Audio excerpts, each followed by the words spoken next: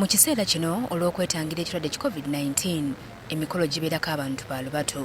Bwe kityo bwe kibadde ku lunaku lw'okujjukira olunaku lwa bannamagoye ng'emikolo gino gibadde mu kibuga Jinja.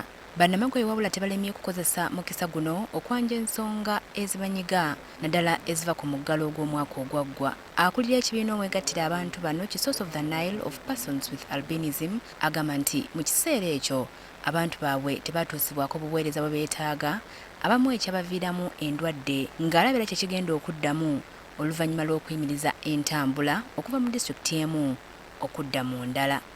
Ng'ekitongole buli luvannyuma lwa myezi 3 tulina okuba nga tukebera omuntu omweru otegeera olususu lwe luliko akazibu oba tekaliiko. Naye olwa lockdown eyo tetwasobola kukikola.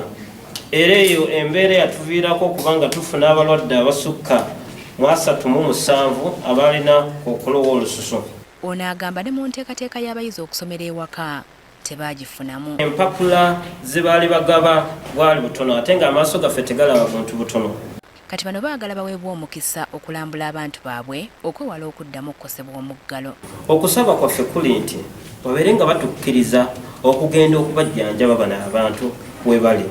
Hasifa Namulondo omu ku bammemba mu kibiina kino agamba basuuliriddwa nnyo era ayagala gavumenti eyongere okubakwatirako mu by'enkulaakulana.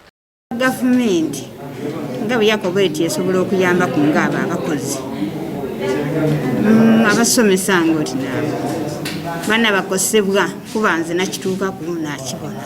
Amyuka mmeeya w'e Jinja City bana basuubizza okwogera ne bekikwatako nabo bateekebwe ku mwanjo mu pulojekiti za gavumenti. Akulembezebwenga singa abaawo omukisa gw'okuganula programs ed'endawulo eda gavumenti tudda kwogerera okusaba kwemu okwo.